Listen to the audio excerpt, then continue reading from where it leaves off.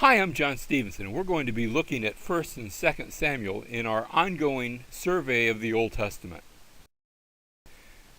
The book of Samuel, of course, opens with the birth of the character for whom the book is named. Samuel, as a young boy, is given over to the Lord and raised as a sort of adopted son, even though his parents are still living.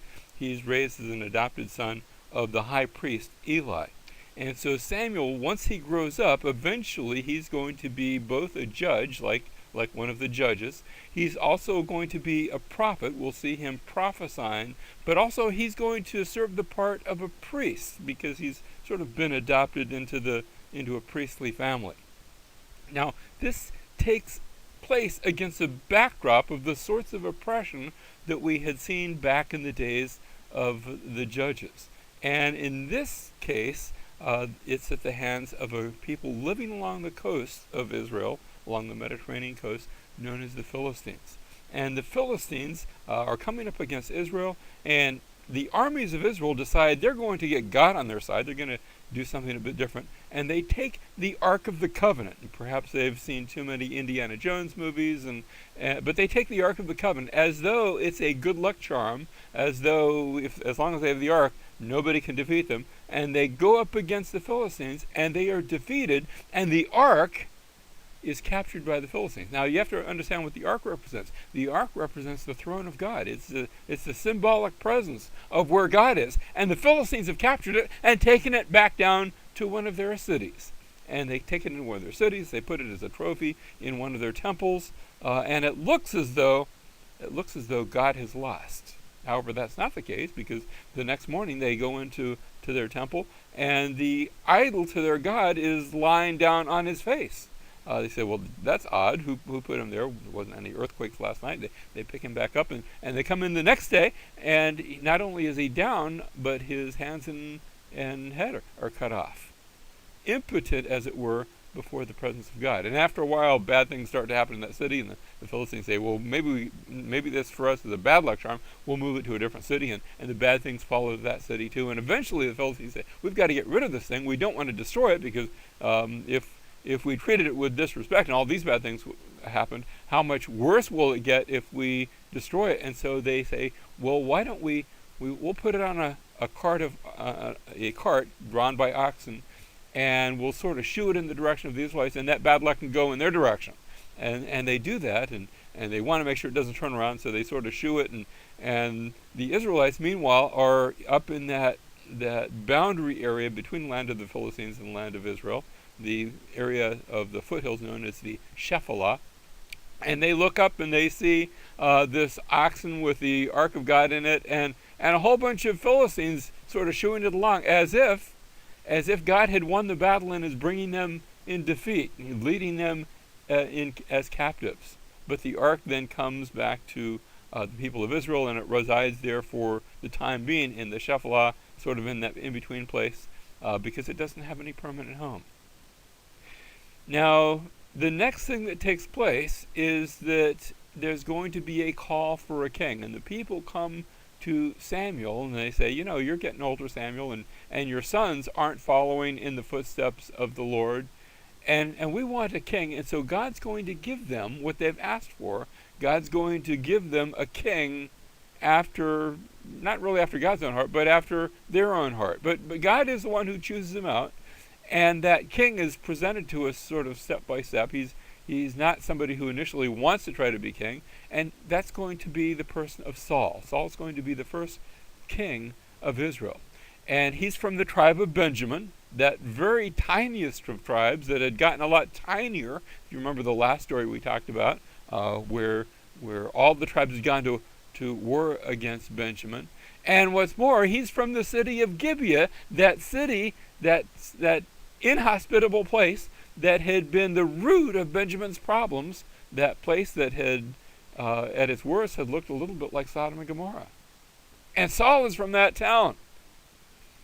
But this is the person that's chosen, and he is anointed as king. And in some ways, Saul looks very kingly, because he's head and shoulders, we're told, above everybody else in Israel. Must have been a man of I guess could have been a basketball player, but he's rather tall, and he's anointed as king.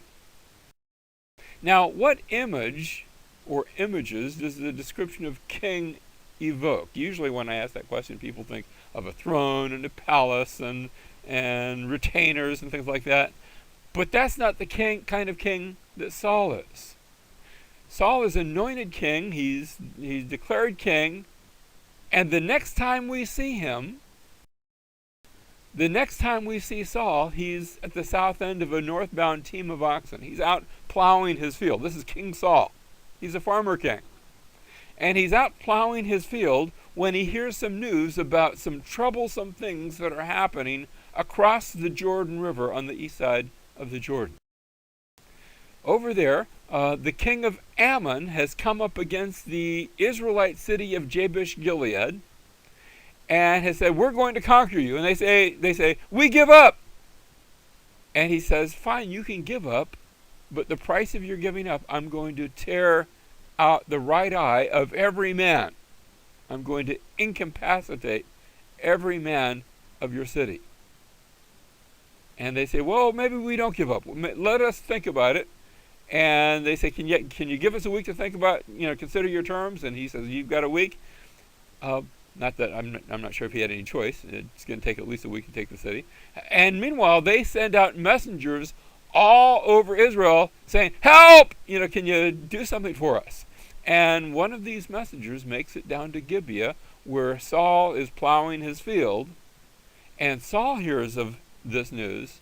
And we read that Saul took a yoke of oxen, the oxen he's using to plow his field, and cut them in pieces, and sent them throughout the territory of Israel by the hand of messengers, saying, "Whoever does not come out after Saul and after Samuel, so it shall be done to his oxen." Do you see the parallel where in the past we'd seen a woman raped and her dead body taken and cut into pieces and sent throughout the tribes, and now Saul does the same thing, not with a human body, but with his own oxen, and it's a call to arms.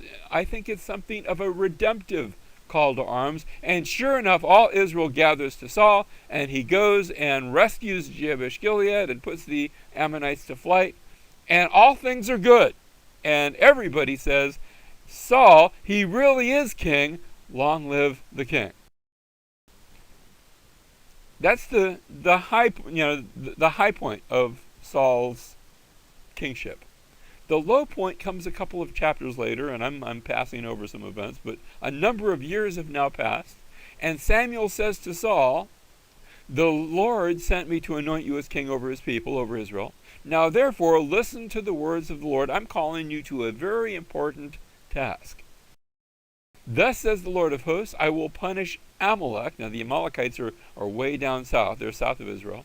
"I will punish Amalek for what he did to Israel, how he set himself against him on the way while coming up from Egypt." Back when the Israelites had first come out of Egypt, they had been attacked and sort of bushwhacked by the Amalekites, who had tried to pick up stragglers, tried to sort of nibble away at them all along the way. And God says, now it's time for punishment to come against the Amalekites. And so Saul is going to be sent down there, and he is told to attack them. Not only to attack, but he's told, "Go down now and strike Amalek, utterly destroy all that he has, do not spare him, but put to death both man, woman, child, infant, ox, sheep, camel, and donkey." And that's the order. And we read that Saul does that. He defeats the Amalekites from Havilah as you go to Shur, which is east of Egypt. And he captured Agag, the king of the Amalekites, alive, and utterly destroyed all the people with the edge of the sword. So far he's doing right. But Saul and the people spared Agag. That's a name we're going to be hearing later on. He spared Agag and the best of the sheep, the oxen, the fatlings, the lambs, and all that was good, and were not willing to destroy them utterly, but everything despised and worthless they destroyed. In other words, if it's worthless, they'll give it to God. If it's good stuff, they're going to keep it. Reminds me of the story of a little girl who's told, you can't have a cookie. And she says, "Oh, but I want a cookie." "Well, you can't have one, it'll mess up your dinner." And a little bit later, some sounds are heard, from the cookie jar in the kitchen, and the parent goes in and says, "What are you doing?" And because the child has a cookie in it. "Oh, I was getting it for you." That's what takes place when Samuel shows up and Saul has all these things. He says, "Well, I was holding these for the Lord." And Samuel says, "Has the Lord as much delight in burnt offerings and sacrifices as in obeying the voice of the Lord? Behold, to obey is better than sacrifice, and to heed than the fat of rams. For rebellion is as the sin of divination." This is a hint of things to come. This is a hint of where the story is eventually going to go. Rebellion is as the sin of divination, and insubordination is as iniquity and idolatry. Because you have rejected the word of the Lord, he has also rejected you from being king. And Samuel turns to go. And Saul seized the edge of his robe, and it tore. This is going to become an object lesson. So Samuel said to him, "The Lord has torn, the same way you tore my cloak, the Lord has torn the kingdom of Israel from you." Notice a tearing, a cutting. This is a common theme that we've seen already of visualization. And the Lord, Samuel uses this torn cloak as an image of what God is doing to Saul. He has torn the kingdom of Israel from you today and has given it to your neighbor who is better than you. We turn the page to chapter 16. Here, it's explained here, Samuel said to him, "The Lord has torn the kingdom of Israel from you today, has given it to you, to your neighbor who's better than you." We turn the page to chapter 16, and we see Samuel going down to a little town called Bethlehem, where he says to the house of Jesse, "Bring your sons out, I'm going to anoint one of them for a special purpose." And all the sons are brought out, and Samuel looks at all of them, and he says, "Are you missing any?" And, "Oh, we forgot the youngest." That's David. And David is brought forth, and Samuel anoints him to be the next king. Now, he doesn't do this in public. This isn't like spread all in the news all throughout Israel.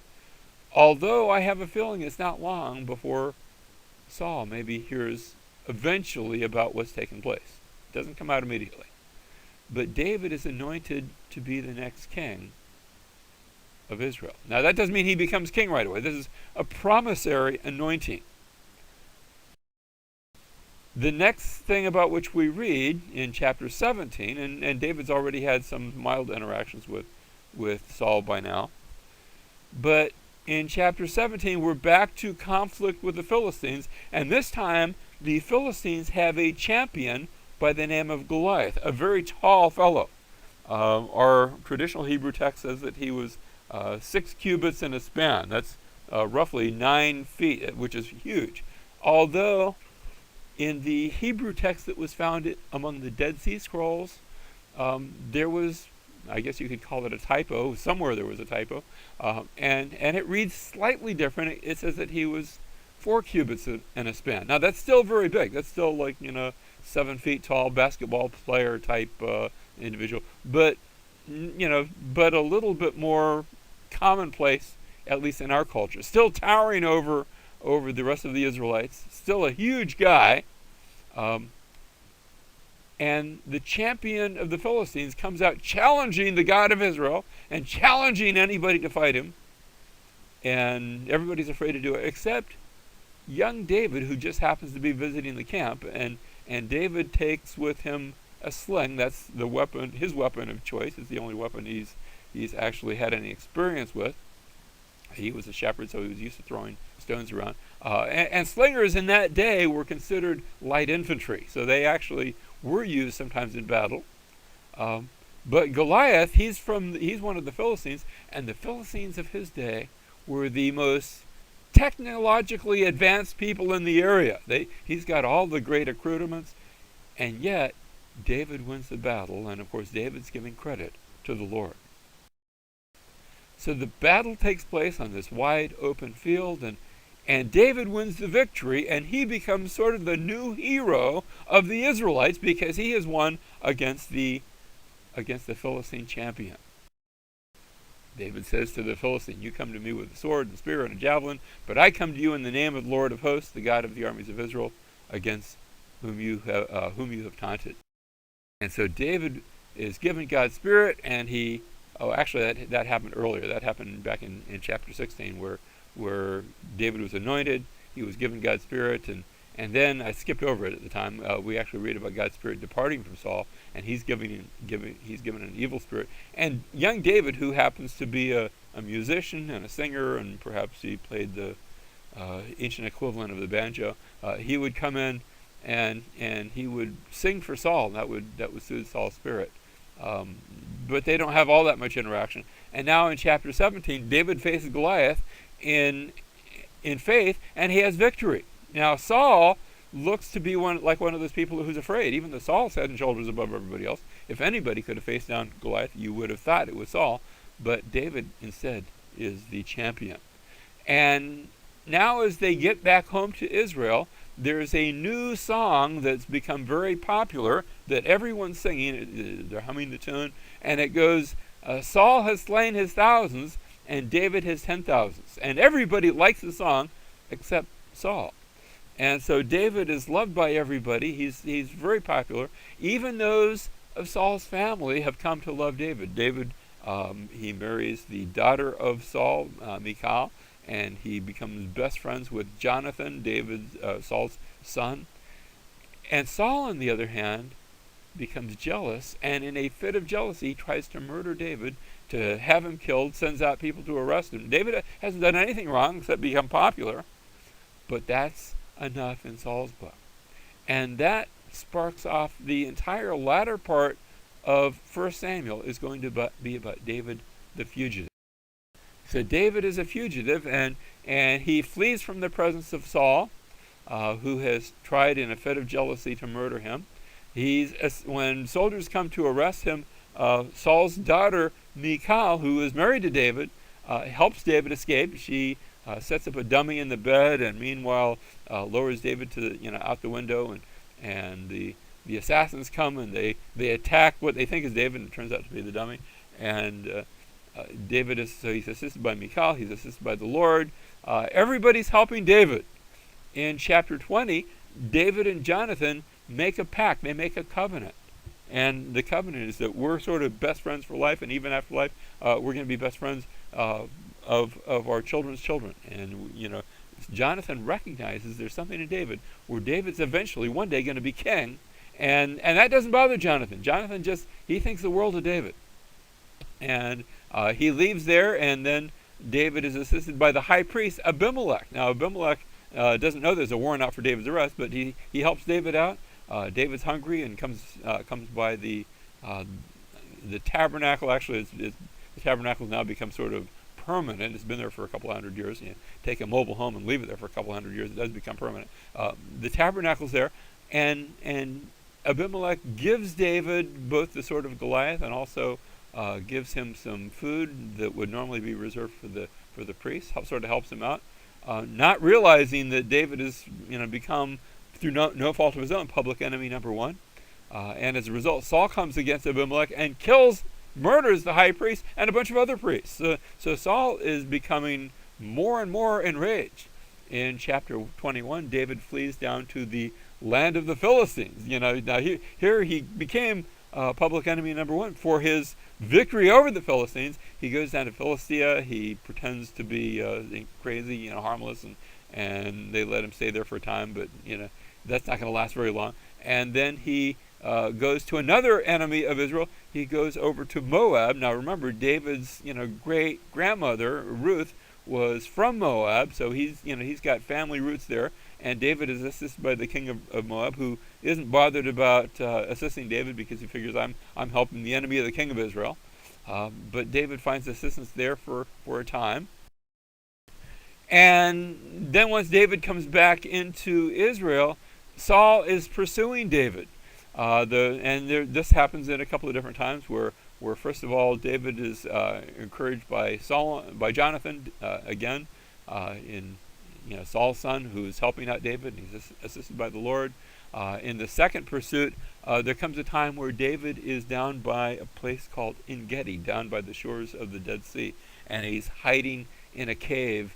And Saul comes along, he's with his army, he's looking for David, he's been running all over for David, and he needs to take a bathroom break. And there's this nice little cave in here, and Saul goes in to use it, sort of out of the view of prying eyes, not realizing that David is hiding there in the shadows.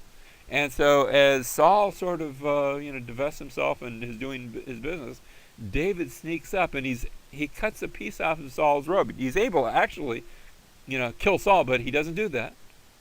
He cuts off a piece of Saul's robe, and remember when we talked about the book of Ruth, the edges of your robe can be described as your wings. So he cuts off the wings of Saul's robe. Now there's a psalm that addresses this.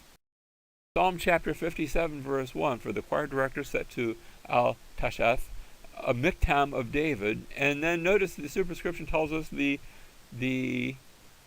event for which the psalm is speaking of, when he fled from Saul in the cave. And here's the psalm. Be gracious to me, O God, be gracious to me, for my soul takes refuge in you. And in the shadow of your wings, here I'm cutting off Saul's wings, but in the shadow of your wings I will take refuge until destruction passes by. And it's a very, very picturesque picture, a song that takes all these images of the events and puts them all together. Of course, after that, David holds up the edge of Saul's robe to see, here's what I could have done, but I didn't do it. And Saul actually says, you're right, you're righteous, I'm not, and I should have left you alone. And Saul goes on his way for a time. A bit later, David comes to and meets a woman, Abigail. Her husband, Nabal, is acting very foolishly. Actually, he's acting up to his name because that's what his name means, foolish. But as a result, he ends up eventually dying. He's assisted by Abigail, and later on, Abigail is going to come to him for protection, and he will take Abigail as one of his wives. The third pursuit, again, Saul eventually gets angry at David again, and he's out. Even though he's had his moments of sanity, he's back to being after David. And David, again, in a instance that's very much like the second pursuit, he doesn't cut off the edge of his robes. I guess those are already cut off.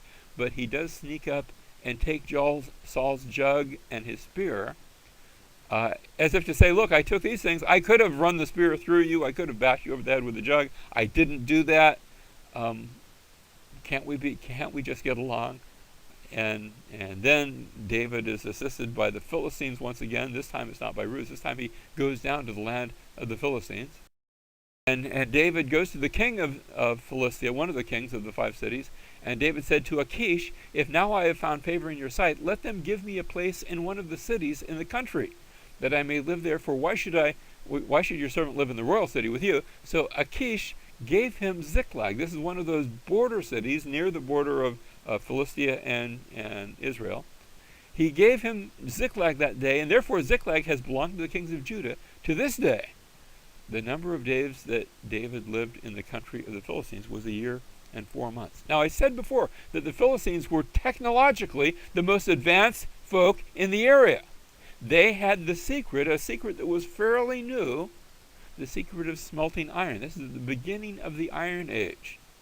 And the Israelites did not have that secret. Whenever they wanted to get their farm implement sharpened, they had to go down to a Philistine blacksmith. The blacksmith would take it in a back room, do whatever blacksmiths do to sharpen the increment, the tool, and then they would give it back to the Israelites, so that the Israelites didn't have that secret of smelting iron, and they also were unable to make these newfangled iron weapons.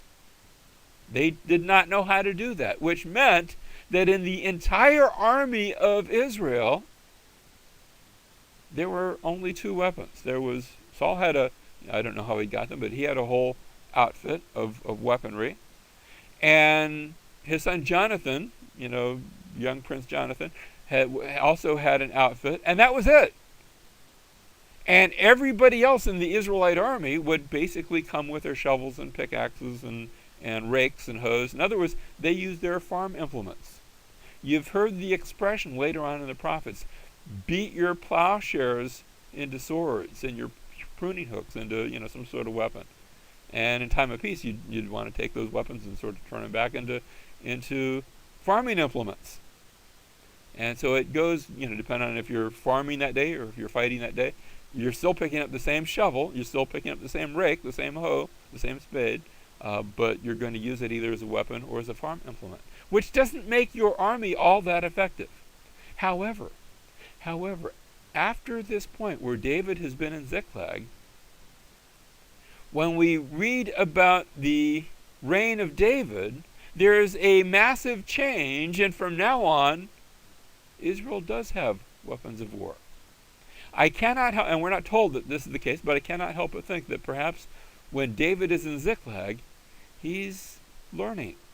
He's learning some of these technological advances and using them for the kingdom of God in the same way.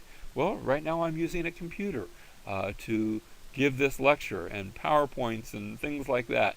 And it's good for us to use technology for the glory of God when we're able.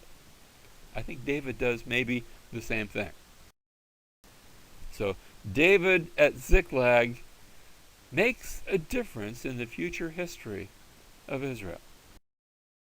Now, after that, it came about in those days that the Philistines gathered their armed camps for war to fight against Israel. So here's the Philistines. They're there along the coast, the southern coast of Israel. Their 5 cities are located there.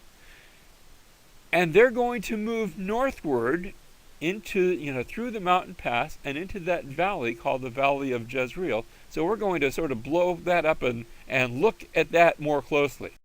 Here's our map of the Valley of Jezreel. And we read that the Philistines gathered together and they came and camped in Shunem. They're here on the east end of the Valley of Jezreel, this wide open valley great for armed warfare and for military maneuvers.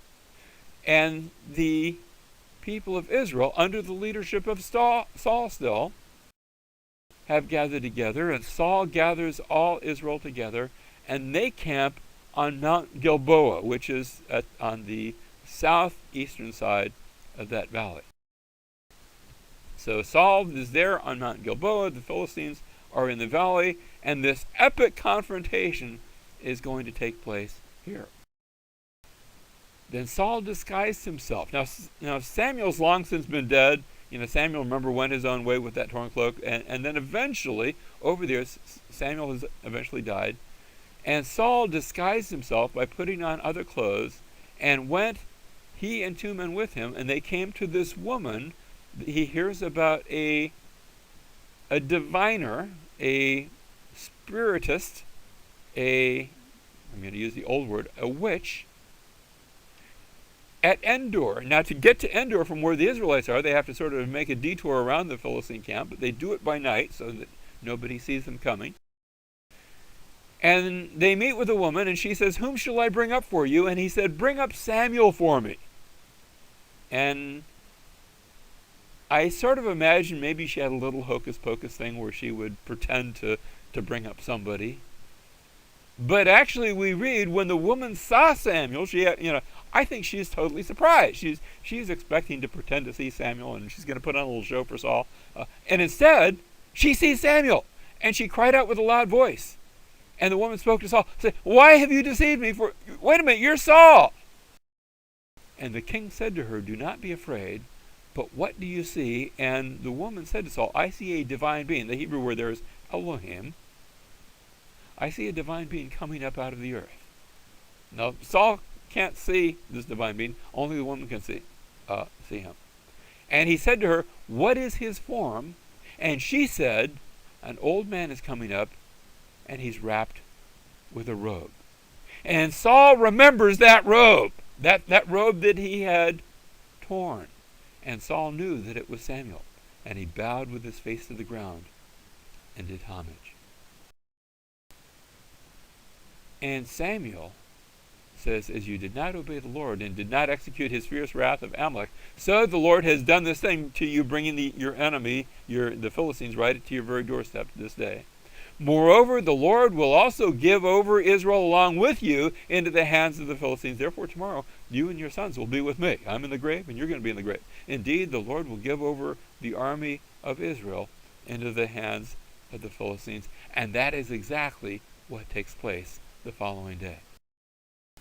And thus we read, and this is how 1 Samuel closes, thus Samuel died with his 3 sons, his armor bearer, and all that men on that day together on Mount Gilboa. So we can sort of look back over the life of Saul in 3 acts, each with several scenes. First of all, we had Saul meeting Samuel. He's anointed by him. That was back in 1 Samuel chapters 9 and 10. And then God gave Saul success in battle with the help of God. Remember the cutting up of the animals, and he goes into battle against those who would bring down Jabesh Gilead, and that was all good. That was victory. And I didn't really cover it. We skipped over it. But Saul, he's fighting against the Philistines, and he gives an order saying, we're going to commit ourselves to God, and anybody who eats is going to be put to death. Well, they don't have Facebook or internet or tweeting, and so the word doesn't get out, and Jonathan hadn't heard about it. And Jonathan's sitting there, having a meal, and Saul says, oh, got to put him to death. And the people say, no, that's not right. And so Saul is actually failing there, both with Samuel and with Jonathan. He, one thing after another in those 2 chapters. We did cover in chapter 15 where Saul goes down and fights against Agag, the Amalekites, but doesn't do what God has called him to, and he's met by Samuel. Notice back in Act 1, Scene 1, we had a meeting with Samuel. Here again, there's a meeting with Samuel, and he's condemned by him. This is where his robe is torn. God doesn't care for what you've been doing. And again, there's success in battle. David and Goliath, and also subsequently David leading Israel against the Philistines. There's success, but the Act 2 ends in the final scene again with Saul's failure, where Saul fails and he tries to kill David. At one point, he even tries to kill Jonathan. He gets mad at Jonathan for defending David, and this is David the fugitive, and Saul is in constant failure here. As we come to Act 3, again we have a meeting, is what we just talked about, where Saul meets Samuel. Now, this time Samuel's dead, but it's the witch of Endor that brings this meeting about. And Samuel foretells the death of Saul. And so in all 3 cases we've had, notice, a meeting with Samuel, and finally this final meeting with Samuel, and his death is foretold. Again, a battle takes place, but this isn't success in battle, this is failure in battle. And as Saul's forces have been defeated, he's about to be captured, he says to his armor bearer, kill me. And his armor bearer doesn't want to hurt him because, you're the anointed God, and I've been faithful to you. And Saul takes his own sword and falls on his own sword, and he commits suicide rather than be captured alive by the Philistines, who would humiliate him and do all sorts of nasty things to him. And so this is the ultimate sort of failure in battle and suicide. And that's the story of Saul in 3 acts that are given to us all throughout the central and latter part of 1 Samuel. Now, as 2 Samuel opens, David now is king, but he's only king of the tribe of Judah. And so he's king over Judah for the first 7 years. The rest of Israel is following one of the surviving sons of Saul. But eventually that passes away. Won't go into all the details, don't have time for that. But eventually, after 7 years, David is made king over all of Israel, not just Judah.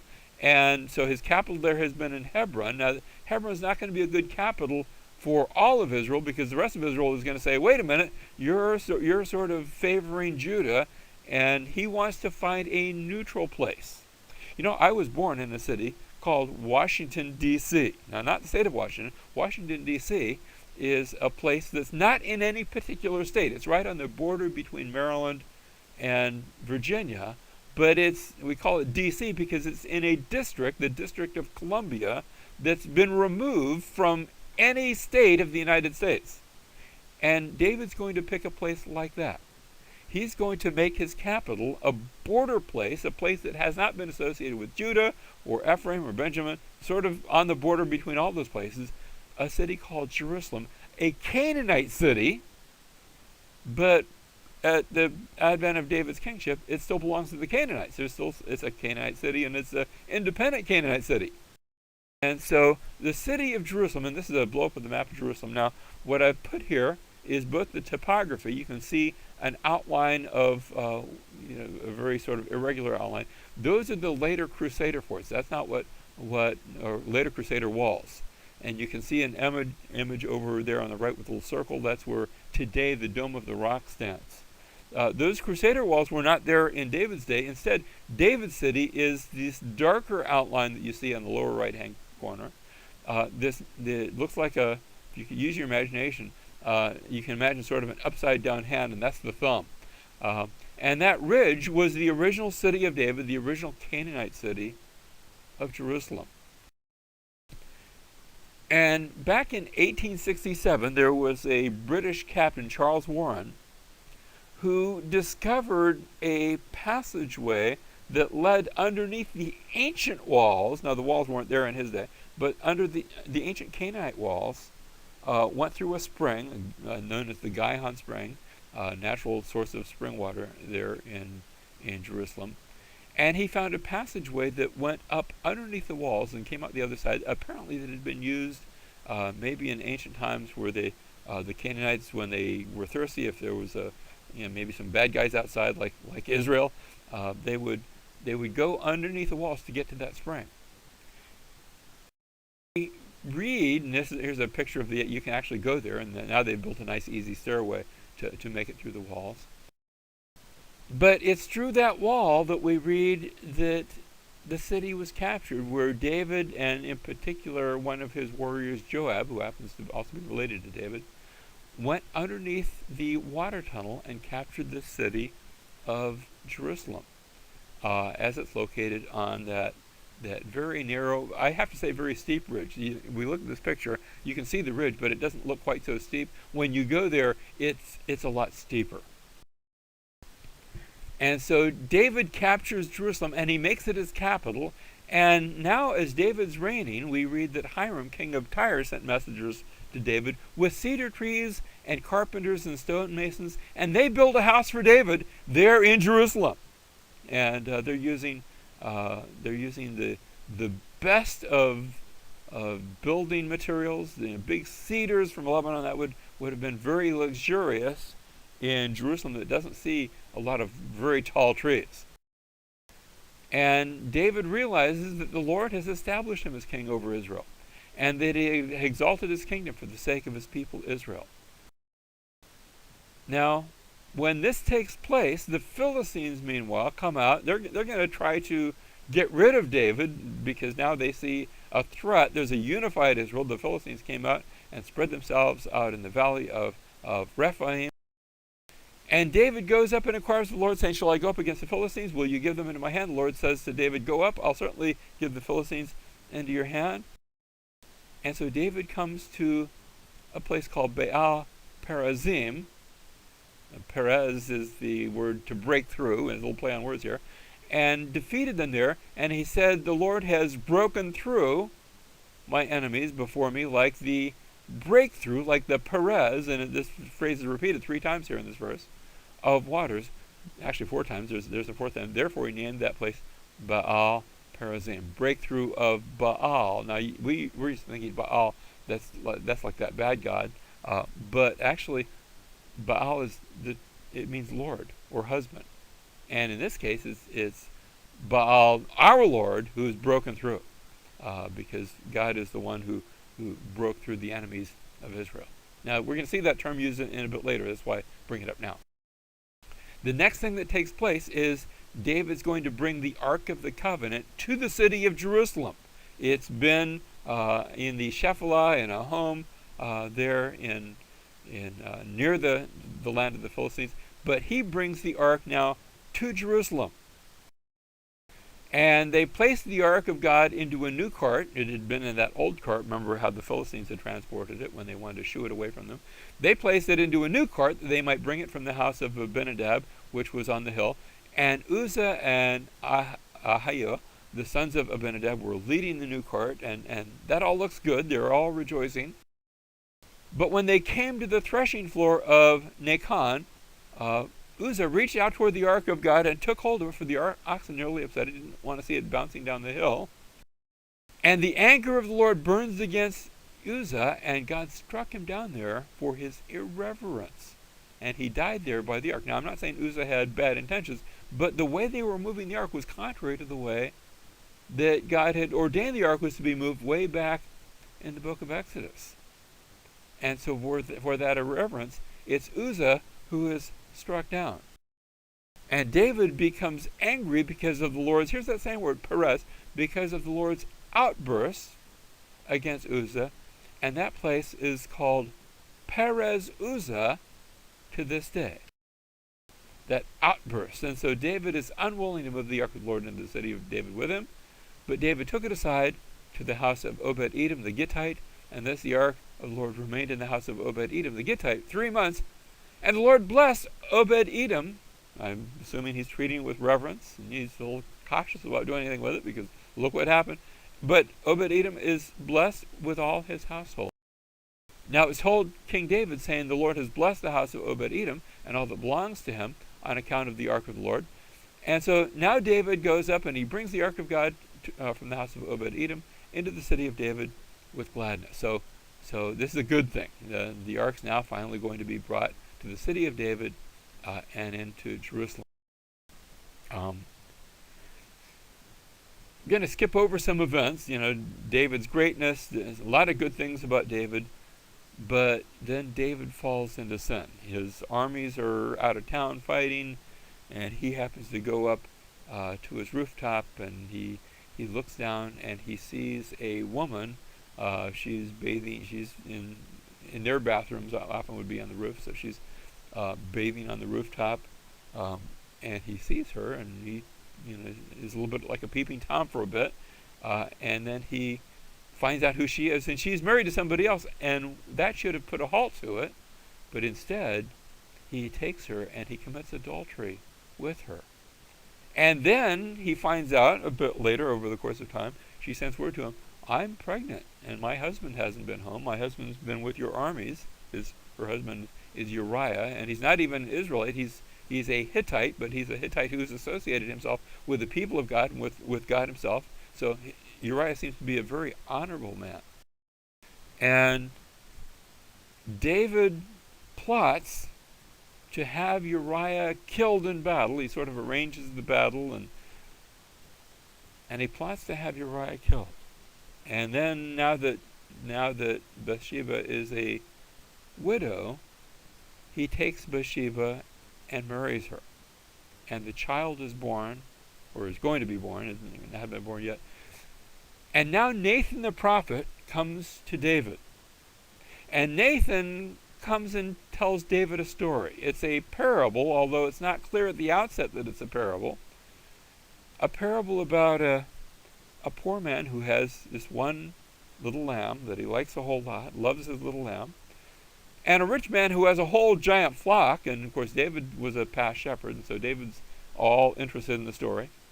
And in the story, the rich man takes the poor man's lamb because he wants to have a party, and kills the poor man's lamb. And when the man says, wait a minute, that was my lamb, the rich man kills the poor man. And David hears this story of this gross injustice, and David says, that man ought to die.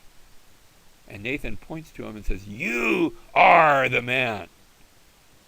And David realizes his sin is known, and his sin has been discovered, and his sin has come before God. And Nathan says, because of that, the child that you had with Bathsheba is going to die. And David doesn't try to justify himself. In fact, David writes a psalm, Psalm 51, a psalm of repentance, as he turns to the Lord and admits what he has done. And the child does die, and David fasts and prays for the child, but to no avail. The child does die. But eventually, David and Bathsheba have another son, and this son will be Solomon. Now, David has a number of wives, I'm not going to mention all of them here, but three that come into play in our story. I just mentioned Bathsheba and Solomon, but he's not the firstborn, he's not even the secondborn. David has other children, and I'm not going to focus so much on their mothers, but just upon the children. So there is Amnon, he's David's firstborn. He's next in line to be king. And then David has, by another wife, he has Absalom.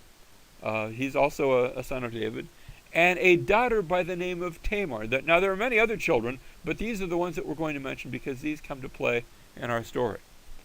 And Amnon develops a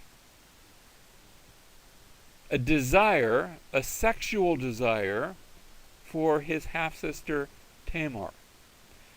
And he brings it to fruition where he plots and then rapes Tamar. And then once he's had her, he wants nothing more to do with her. He has dishonored her. And Absalom, goes and finds out that it's taken place. And what's more, David will not discipline his older son. He just sort of brushes that under the carpet, maybe says naughty, naughty, but that's about it. And Absalom is incensed and furious, but he bides his time and pretends like it's okay, and plots and eventually throws a party for Amnon. And at the party, Absalom assassinates Amnon because of this deed. And now David's really upset because his firstborn son has died, and Absalom leaves town and runs and hides and becomes a fugitive. And so David has lost not one, but two sons. And eventually, after a period of years, Absalom is allowed to come back. But even then, David won't see him, won't allow him into his presence. You can come back in the land, I won't put you to death, but we're not going to talk because it's just too bitter. And so this rift grows between Absalom and David, a rift that eventually grows into a rebellion as Absalom, he's very public relations conscious, apparently a very good-looking guy, and he foments a rebellion against his own father, against David. So notice the pattern we see. In David's case, there's some good things we can say about David, but David, he had lusted for Bathsheba, the wife of Uriah. He had sent for Bathsheba and committed adultery with her. He had secretly plotted to have Uriah put to death. And now David's children are following in his footsteps, where Amnon lusts for Tamar, just like David had lusted for Bathsheba. Amnon lusts for Tabor, his half-sister. Amnon actually concocts a plot where he pretends to be sick, and then when Tamar comes to take care of him, he rapes her, just like David had sent for Bathsheba and committed adultery with her.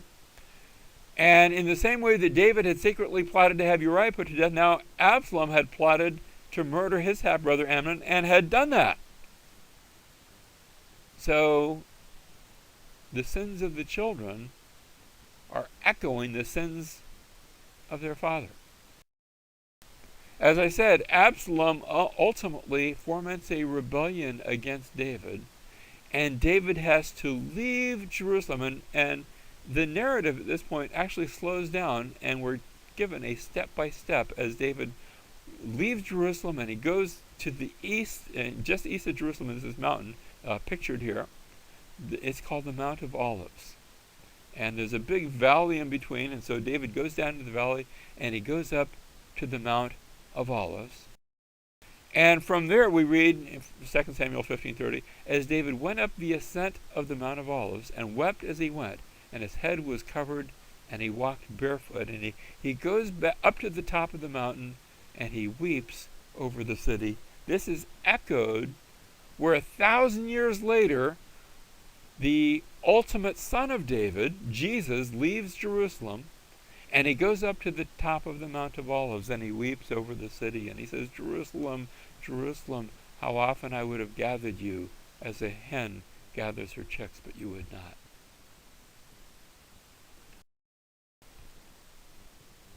David has to flee Jerusalem, and he flees to the east side of the Jordan River, that area we know as Gilead. And Absalom eventually follows him, and there is a confrontation, a battle, but Absalom has waited way too long. And in the battle, Absalom's forces are defeated, and Absalom himself, as he is being chased, he runs under a low-hanging branch, and he has long hair that has been sort of a pride and glory for him, maybe part of his good looks. And his hair is caught in the branches of the tree, and his head is caught, and doesn't kill him, but it tangles him up, and he's left there hanging in the tree. And Joab, David's main general, comes along, sees Absalom there, and runs him through and kills Absalom. And so David has won the victory, but it's a very shallow victory. It's what we call a Pyrrhic victory, a victory that just hurts. And David mourns over his son Absalom, but eventually David comes back, and he continues his reign and his kingship. Now, the last several chapters of 2 Samuel are not part of a chronological sequence. Instead, these are topically oriented. These are telling us some later stories. Actually, it's later in the book, but they're telling us some stories of David, and they take place at different points. So the first story is David's intercessory prayer in the midst of a famine, where David prays and the Lord delivers. The next one section is a listing of the accomplishment of David's, what they're called giant killers.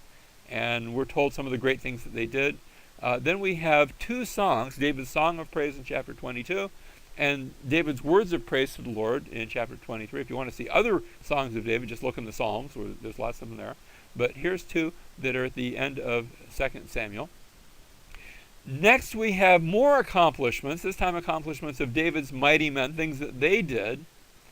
And then the book ends with another intercessory prayer.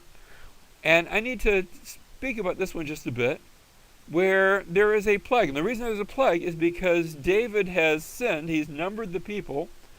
And as a result of his sin of numbering the people, the Lord says, I'm going to bring judgment. You can take your pick. You can have 3 years or 3 months or 3 days. And David says, well, whatever the Lord wants to do, let him do. I'll put myself in the hands of the Lord.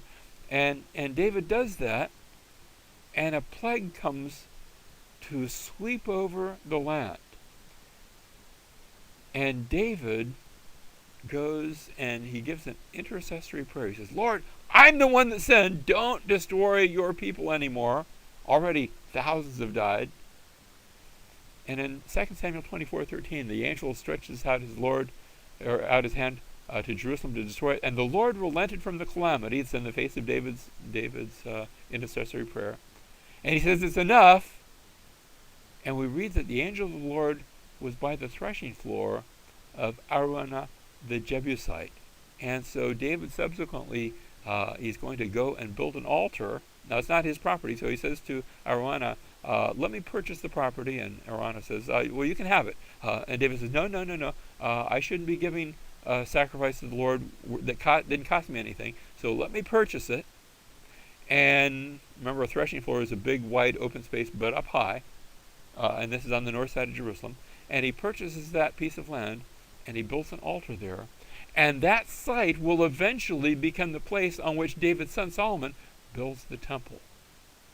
It will take place in that same area.